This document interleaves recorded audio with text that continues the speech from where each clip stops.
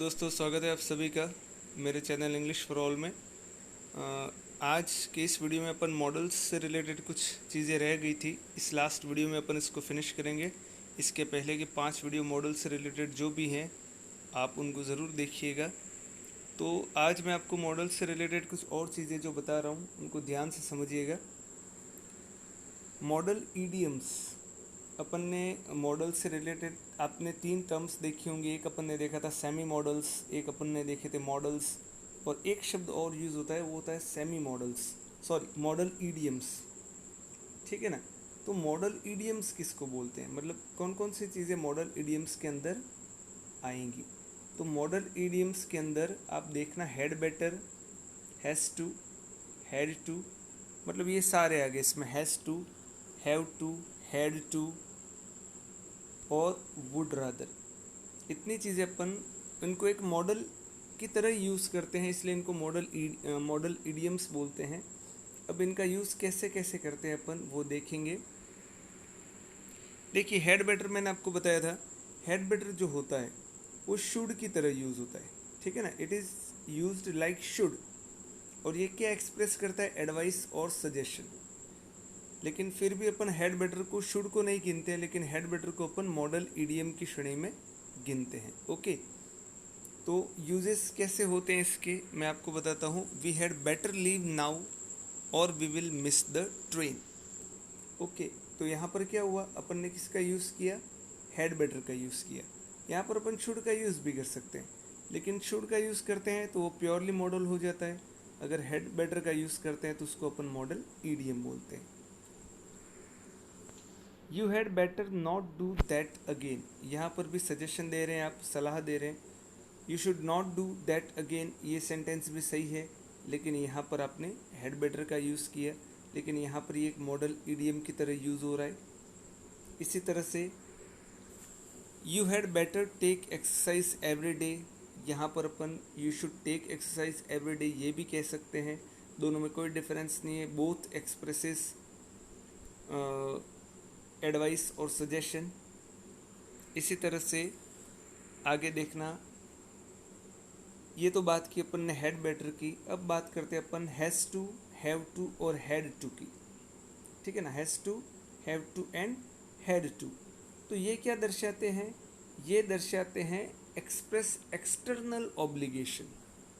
External obligation यानी जब किसी काम को करने का आप पे दबाव है और वो आप अपने मन से नहीं कर रहे हो। वो दबाव क्या है, वो दबाव बाहरी दबाव है आपका, एक्सटर्नल है, बाह्य है। तो वो जो ऑब्लिगेशन होता है वो किसके द्वारा दर्शाया जाता है, इन मॉडल ईडीएम्स के द्वारा दर्शाया जाता है। प्रेजेंट में है तो हैज़ टू या हैव टू, और अगर वो पास्ट में है तो हैड टू। किस तरह से, I have to be there at 10, मुझे वहाँ पर 10 बजे पहुँचना पड़ता है। It means whether you are willing और नॉट, आपकी इच्छा है या नहीं, लेकिन आपको वहाँ पर क्या है, 10 बजे वहाँ पर उपस्थित होना पड़ता है। तो ये एक्सटर्नल ऑब्लिगेशन है आप पर कहीं ना कहीं। इसी तरह से they had to work for living, past की कोई बात है इसलिए आपने हैड टू का यूज़ किया है कि उन्हें ये काम करना ही पड़ा, किसके लिए, लिविंग के लिए, ज़िंदा रहने के लिए। वेदर दे वर इंटरेस्टेड और नॉट, इट डजेंट मैटर, उनकी रुचि थी क्या, उनका मन था, उससे कोई लेना देना नहीं है, लेकिन उन पर एक्सटर्नल ऑब्लिगेशन था। She had to travel by air, उसे एयर से बाय एयर ट्रैवल करना पड़ा, क्योंकि ये कहीं ना कहीं उसके ऊपर क्या था, कहीं ना कहीं एक बाह्य प्रेशर था, ऑब्लिगेशन था। In the same way I have to attend हर वेडिंग, मुझे उसकी वेडिंग को अटेंड करना ही है। ये व्यक्ति विलिंग है ये ज़रूरी नहीं है, लेकिन कोई ना कोई बाह्य ऐसा दबाव है उस पर जिस कारण से उसको उस वेडिंग में जाना है। तो एक्सटर्नल एब्लिगेशन है ये, इसलिए अपन ने हैव टू का यूज़ किया। You will have to start at once, यहाँ पर भी क्या किया आपने, हैव टू का यूज़ किया है। हैव टू का यूज़ क्या दर्शाता है कि कहीं ना कहीं आपको एक्सटर्नल प्रेशर है उस काम को करने का, इसलिए आपने कहा कि you will have to start at once. ठीक है, तो एक्सटर्नल ऑब्लिगेशन जो होता है वो किसके द्वारा दर्शाया जाता है, हैज़ टू, हैव टू या हैड टू के द्वारा दर्शाया जाता है। तीसरा अपना मॉडल इडियम आता है, वो होता है वुड रैदर। वुड रैदर जो होता है वो प्रेफरेंस को शो करता है, चॉइस। किन्हीं दो चीज़ों के बीच में जब चॉइस की बात आती है तब वुड रेदर का यूज़ किया जाता है। मतलब आप दो में से कोई एक काम करोगे, जब आपको ये दर्शाना है तब आप किसका यूज़ करोगे, वुड रादर का। तो he would rather die than tell a lie. तो क्या हुआ, दो एक्शन है यहाँ पर, या तो वो मर जाएगा या वो झूठ बोलेगा, लेकिन इन दोनों में से वो कौन सा काम करेगा, he would rather die than tell a lie. मरने से अच्छा है, मतलब वो मरने के लिए तैयार है लेकिन झूठ बोलने के लिए तैयार नहीं है। यहाँ पर देन अक्सर आता है, यहाँ पर ये भी ध्यान रखना वुड रादर के साथ। इसी तरह से she would rather go than stay. तो यहाँ पर देखना दो एक्शन है, दोनों में से चॉइस बताई गई है। She would rather go than stay, तो वो यहाँ से चली जाएगी, वो यहाँ पर रुकेगी नहीं। तो दोनों में से एक ऑप्शन जो सेलेक्ट करेगी वो क्या होगा, यहाँ से जाने का। तो यहाँ पर भी एक मॉडल इडियम की तरह ये यूज हुआ है। She would rather take tea than coffee. तो यहाँ पर भी क्या हुआ, you are expressing a choice between two things, दो चीज़ों के बीच में आप चॉइस को एक्सप्रेस कर रहे हो। तो she would rather take tea, वो क्या लेगी, कॉफ़ी और टी दोनों में से वो क्या लेगी, टी पसंद करेगी, चॉइस को दर्शा रहे हो आप। और यहाँ पर देन का यूज़ भी हुआ है तो आपने वुड रादर का यूज़ किया। इसी तरह से I would rather die than beg. ठीक है ना, स्पेलिंग थोड़ी सी गलत है। तो I would rather die than beg, मैं भीख मांगने से तो अच्छा है मैं मरना पसंद करूँगा। तो यहाँ पर भी एक्सप्रेस कर रहे हो आप, चॉइस को एक्सप्रेस कर रहे हो, तो वहाँ पर आपने वुड रेदर का यूज़ किया। तो वुड रेदर का यूज़ जो होता है वो किसके लिए यूज़ होता है, वुड रेदर का यूज़ होता है वो चॉइस को एक्सप्रेस करता है। अब यहाँ पर मैं आपको मॉडल्स के कुछ और यूज़ भी बता रहा हूँ जो जनरली एक अलग अलग कंस्ट्रक्शन होते हैं दोस्तों। कैन जैसे कि है, तो कैन नॉट और could not, can not for present and could not for past. तो एक ऐसा कंस्ट्रक्शन आपने कहीं ना कहीं ऐसे सेंटेंस पढ़े होंगे, ये क्या एक्सप्रेस करते हैं वो देखना, उनका स्ट्रक्चर क्या होता है वो पहले सबसे बड़ी बात ये है। तो वहाँ पर होगा कैन नॉट या कुड नॉट, हेल्प शब्द उसके साथ ज़रूर होगा और उसके साथ वर्ब की आईएनजी फॉर्म होती है। ये क्या दर्शाता है, ये दर्शाता है कि when you are not able to control yourself doing some activity, जब आप अपने आप को किसी एक्टिविटी को करने से रोक नहीं पाओ। ठीक है ना, मतलब आप चाहो तो भी नहीं चाहो तो भी वो अनायास हो जाता है, तब अपन कैन नॉट या कुड नॉट, अगर प्रेजेंट की बात है तो कैन नॉट, पास्ट की बात है तो अपन कुड नॉट का यूज़ करते हैं। और उसके साथ हेल्प वर्ड आएगा और उसके साथ पीछे जेरंड आएगा, वर्ब की आईएनजी फॉर्म आएगी। तो यहाँ पर देखना you can not help laughing when you see him. अब यहाँ पर देखना कैन नॉट आया, हेल्प वर्ड भी आया, जेरंड भी आया, आईएनजी फॉर्म आई। इस सेंटेंस को आप पढ़ोगे तो ये होगा कि you can not help laughing when you see him, जब तुम उसे देखोगे तो तुम अपने आप को हंसने से रोक नहीं पाओगे। ठीक है ना, आप चाहते हो कि आप नहीं हंसो लेकिन आप अपने आप को रोक नहीं पाओगे।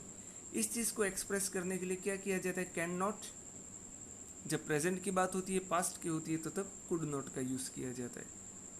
तो ये भी एक कहीं ना कहीं मॉडल की तरह यूज़ हो रहा है यहाँ पर, you can not help laughing. Okay, इसी तरह से कैन, तो यहाँ पर ये कैन कुड का मैं आपको एग्जांपल नहीं बता रहा हूँ, यही चीज़ अपन ये भी कह सकते हैं कि you could not help laughing when you saw him, अगर तुमने उसको देखा होता तो तुम अपने आप को हंसने से रोक नहीं पाते।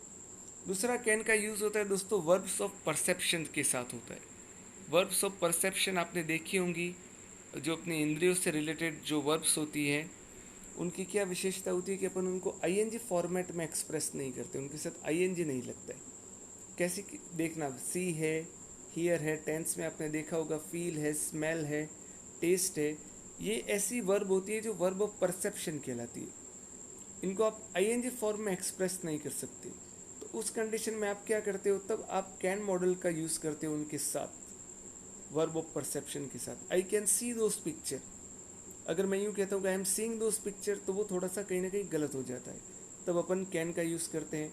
I can hear the music, अगर मैं कहूँ I am hearing the music तो दैट साउंड्स नॉट गुड, वो अच्छा नहीं लगता है और आईएनजी फॉर्म यूज़ भी नहीं होती इनके साथ, डिफरेंट सेंस में होती है, वो मैं आपको किसी और वीडियो में बताऊंगा मैं आपको। I can feel your touch, अगर मैं यूँ कहूँ I am feeling your touch तो वो भी गलत होता है। I am smelling the fragrance ये कहता हूँ तो आईएनजी फॉर्म यूज़ नहीं होती है, कंटिन्यूस टेंस में इसको यूज़ नहीं कर सकते आप। I am testing the salt अगर आप ये कर रहे हो तो एक अलग सेंस में यूज़ होता है, लेकिन जनरली यूज़ नहीं करते अपन।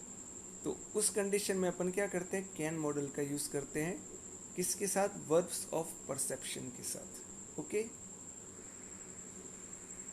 फिर बात करते हैं अपन कुछ और यूजेस की। मे का यूज़ आपने देखा ही होगा, पॉसिबिलिटी के लिए, परमिशन के लिए, और ऑप्टेटिव सेंटेंस में आप यूज़ करते ही हो। तो यहाँ पर आप ये देखना, ये ऑप्टेटिव सेंटेंस में किस तरह से यूज़ होता है। जब आप किसी के लिए कोई विश कर रहे हो या किसी को कोई श्राप दे रहे हो, कोई गलत चीज़ उसके लिए सोच रहे हो, तो उस कंडीशन में अपन मे का यूज़ करते हैं। ये बहुत सिंपल यूज़ है, आपने बहुत बार देखा होगा। जैसे कि मे यू लीव लॉन्ग, यहाँ पर एक चीज़ मेरे हाथ से मिस्टेक हो गई, ऐसे सेंटेंस में पीछे एक्सक्लेमेटरी साइन आता है, मे यू लीव लॉन्ग। इसी तरह से आपने देखा होगा मे गॉड ब्लेस यू, यहाँ पर भी एक्सक्लेमेटरी साइन आएगा पीछे।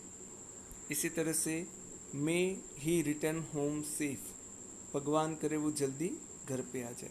तो ये ऑप्टेटिव सेंटेंस में इसका यूज़ करते हैं अपन, जब हम किसी के लिए कोई विश या किसी के लिए कोई कर्ज को एक्सप्रेस करते हैं। यहाँ पर ये ध्यान में रखना है कि उस समय मे हमेशा आगे आएगा और पीछे एक्सक्लेमेटरी साइन ज़रूर आएगा, ये ध्यान रखना। Okay, there will be an exclamatory sign at the end of the sentence, there will not be a full stop. तो ऐसे सेंटेंस में अपन किसका यूज़ करते हैं, मे मॉडल का यूज़ अपन करते हैं। इसी तरह से may help fall upon you, ज़रूरी नहीं है कि आप किसी के लिए अच्छी विश करो, हो सकता है आप किसी के लिए ख़राब विश भी करो, तो भी आप क्या करोगे, मे का यूज़ करोगे, और वो सेंटेंस ऑप्टेटिव सेंटेंस कहलाते हैं। फिर बात करते हैं अपन मे पर्पस को भी शो करता है। ये बहुत अच्छा यूज़ है, ये अक्सर एग्ज़ाम में आता भी है, बहुत सारे कम्पिटिटिव एग्ज़ाम में इस रिलेटेड क्वेश्चन आते ही हैं। उद्देश्य को दर्शाता है मे, इसको दर्शाता है पर्पस। प्रेजेंट पर्पस है तो मे, और अगर वो पास्ट पर्पस है यानी ये भूतकाल से रिलेटेड कोई बात है तो माइट का यूज़ करते हैं। और उस समय यहाँ पर सो दैट कंजंक्शन का यूज़ होता है, हमेशा ये ध्यान रखना, या तो सो दैट का होगा या दैट का होगा, दोनों में से एक कंजंक्शन का यूज़ होता है। और तब अपन मे का ही यूज़ करना है आपको या माइट का यूज़ करना है, और वो उस समय पर्पस को शो करता है। जैसे कि यहाँ पर देखना, we eat so that we may live, we eat so that we may live. तो यहाँ पर क्या हुआ, आपने यहाँ पर दर्शाया कि हम खाना खाते हैं। क्यों खाना खाते हैं, ताकि हम जीवित रह सकें। What is the purpose behind our eating, our purpose is that we can survive. तो आपने यहाँ पर क्या किया, मे का यूज़ किया, यहाँ सो दैट का यूज़ भी हुआ है। यहाँ पर अगर ये ईट की जगह एट होता, क्या होता, वर्ब की सेकंड फॉर्म होती, तो आप ये मे की जगह किसका यूज़ करते, माइट का। ये एग्जाम्पल दोस्तों, actually I am not good at computer work, ये मैं मेरे किसी साथी को देता हूँ, बट वो मेरी मदद करता है, ये सारा टाइप करके मेरे को देता है। I just explain nothing else. तो गलतियाँ उसमें कहीं कहीं हो जाती हैं। तो ये सेंटेंस एक्चुअली ऐसा होता कि ईट की जगह एट होता, यहाँ पर वर्ब की सेकंड फॉर्म होती, तो यहाँ पर अपन मे की जगह किसका यूज़ करते, माइट का यूज़ करते। ठीक है, क्योंकि वो पास्ट के पर्पस को शो करता है। जैसे कि अगर मैं कोई सेंटेंस लिखूँ, जैसे कि we worked hard, okay, so that we might pass, okay, we worked hard so that we might pass. तो यहाँ पर आपने वर्ब की सेकंड फॉर्म का यूज़ किया, तो आप यहाँ पर कौन से मॉडल का यूज़ करोगे, माइट का यूज़ करोगे। ठीक है, अब ये यूज़ बहुत अच्छा है मे का, इसको ध्यान से आप समझना। May is also used to say that something is true before introducing another fact. ये एक बार रीड के एग्जाम में भी आ चुका है कि मे का यूज़ तब भी किया जाता है जब आप ये दर्शाना चाहते हो कि एक चीज़ को तो आप स्वीकार करते हो, लेकिन उसके जस्ट बाद उसकी कोई अपोजिट चीज़ आप उसको एक्सप्रेस करते हो। अब सेंटेंस को ध्यान से देखना, सेंटेंस को अगर आप देखोगे तो आप समझ में जाओगे। He may be clever but he has not got much common sense. वो भले ही वह चालाक हो लेकिन उसके अंदर कॉमन सेंस नहीं है। तो आपने पहली चीज़ को तो स्वीकार किया, एक्सेप्ट किया, लेकिन इसके साथ में उसका कोई ना कोई एक माइनस पॉइंट भी आपने पीछे उसको दर्शाया। हिंदी में जनरली देखना इसके अंदर भले ही जो अपन बोलते हैं ऐसा कहीं ना कहीं प्रतीत होता है, उस सेंटेंस को अपन एक्सप्रेस करते हैं। But I never prefer to explain in Hindi because as we are studying English we must study everything in English only, but I have to explain it. Okay, he may be clever but he has not got good common sense. ठीक है, ये इसको अपन देख चुके हैं. It may be a comfortable car but it uses a lot of petrol. इसमें एक चीज़ ध्यान में रखना, कंट्रोवर्शियल चीज़ को दर्शाने के लिए अपन ने कंजंक्शन में भी मैंने आपको बताया था, कॉन्ट्रास्ट जब आपको दर्शाना है तो अपन बट मॉडल का यूज़ करते हैं. तो सेम चीज़ यहाँ पर होती है. It may be A comfortable car, भले ही ये एक कंफर्टेबल कार है, but it uses a lot of petrol. लेकिन इसमें क्या होता है, बहुत ज़्यादा पेट्रोल का यूज़ होता है. He may be a good father but he is a terrible husband. Ram may only be 10 but he plays guitar beautifully. Ramesh may have lived in France for 10 years but he does not speak French well.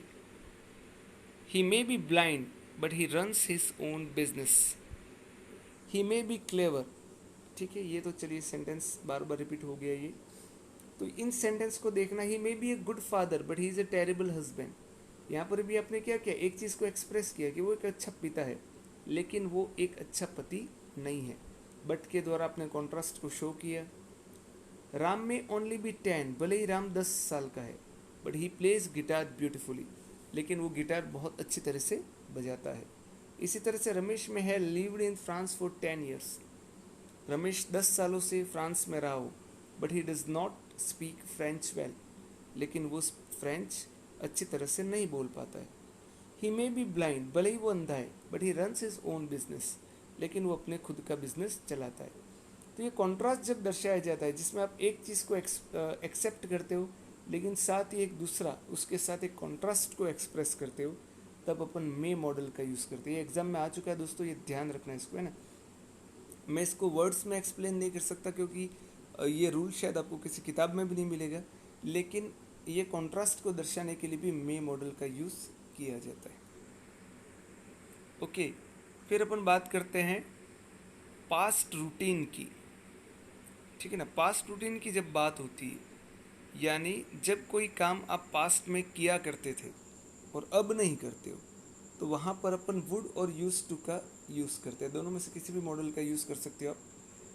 She use to sit here for hours and talk to her friends. वह घंटों यहाँ पर बैठा करती थी और अपने दोस्तों से बात किया करती थी. What about future, we are not assured. वर्तमान में क्या वो ऐसा करता है या नहीं करती है वो हमें नहीं पता है, लेकिन पास्ट में वो ऐसा किया करती थी, तो उसकी पास्ट रूटीन है. उसको दर्शाने के लिए अपन वुड या यूज टू का यूज़ करते हैं. दोनों में से किसी भी मॉडल का यूज़ कर सकते हो. He would use to go for a walk every morning when he was young. यहाँ पर लेकिन उस चीज़ को एक्सप्रेस करने के लिए कोई ना कोई पास्ट इंडिकेटिव वर्ड ज़रूर आएगा. तो ही वुड या he used to go for a walk every morning when he was young.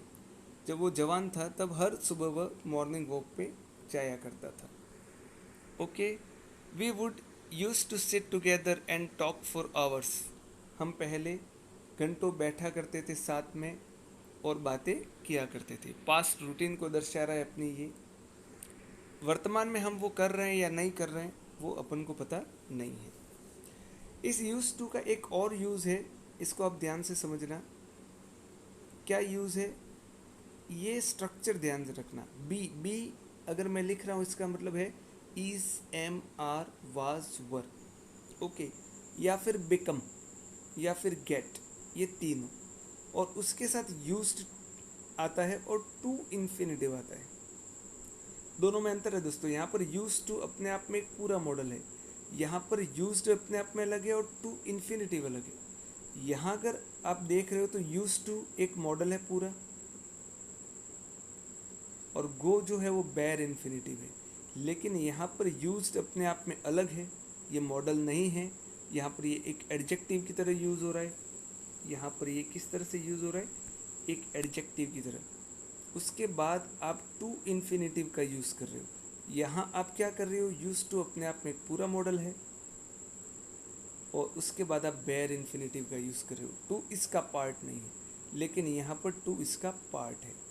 तो ये स्ट्रक्चर अपन कब यूज़ करते हैं, ये मैं आपको बताता हूँ। जब आप किसी चीज़ के आदी हो जाते हो, या आदि थे, या आदि हो जाओगी, वो चीज़ अगर आप दर्शाना चाहते हो तो आप यूज्ड और टू प्लस इन्फिनेटिव की तरह उसको आप यूज़ करते हो। तो I am use to noise, मैं क्या है, शोर का आदि हूँ। ठीक है, यहाँ पर एक नाउन की तरह यूज़ हो रहा है दोस्तों। ये किस तरह से यूज़ हो रहा है, एक नाउन की तरह। तब ये यूज टू ध्यान रखना, एक एडजेक्टिव की तरह यूज़ होता है, मॉडल की तरह यूज़ नहीं होता है। इसी तरह से I am use to working, यहाँ पर ING फॉर्म का यूज़ भी आप कर सकते हो। I am use to working in a noisy room, तो इसका अर्थ क्या हुआ, मैं नॉइसी रूम में काम करने का आदी हूँ। इसी तरह से I am not use to eating in so much at this time, मैं इस समय इतने खाने का आदी नहीं हूँ। तो यहाँ पर भी आपने एक अलग स्ट्रक्चर का यूज़ किया है। Don't worry you will soon get use to it, यहाँ पर आपने गेट का यूज़ किया है। ठीक है ना, don't worry you will soon get use to it, तो यहाँ पर यूज टू का अर्थ क्या हो गया, आदी हो जाना किसी चीज़ का। और वहाँ पर यूज टू का अर्थ क्या हुआ, जब वो मॉडल की तरह यूज़ हो रहा है तो पास्ट रूटीन को दर्शाता है। इसी तरह से शुड का एक और प्रयोग मैं आपको बताता हूँ। शुड का यूज़ होता है लिस्ट के साथ होता है, और जब भी ये लिस्ट का यूज़ हो, आपको आंख बंद करके शुड मॉडल का यूज़ ही करना है। इसका अर्थ क्या होता है, walk carefully list you should fall, यानी सावधानी पूर्वक चलो, कहीं तुम गिर नहीं जाओ। ठीक है ना, कॉन्ट्रास्ट यहाँ पर भी कहीं है, नेगेटिव चीज़ आप दर्शा रहे हो। तो ये लिस्ट का जब भी यूज़ होता है तब आपको शुड का यूज़ करना है। ठीक है ना, work hard list you should fail, hard work करो, कहीं तुम फेल नहीं हो जाओ। ठीक है दोस्तों, यहाँ तक मॉडल को मैं एंड कर रहा हूँ। मॉडल से रिलेटेड वैसे भी बहुत ज़्यादा वीडियोस मैंने बना दिए हैं, लेकिन मैंने मॉडल के हर एरिया को कवर किया है। अगर आपने इन 6 वीडियोस को देख लिया तो मुझे नहीं लगता कि आपको किसी और चीज़ को पढ़ने की ज़रूरत महसूस होगी। रही बात एक्सरसाइज की, तो वो तो अपन करेंगे ही। ठीक है, मिलते हैं अगले वीडियो तक रहिए, मस्त रहिए, व्यस्त रहिए और पढ़ते रहिए। Okay, thank you.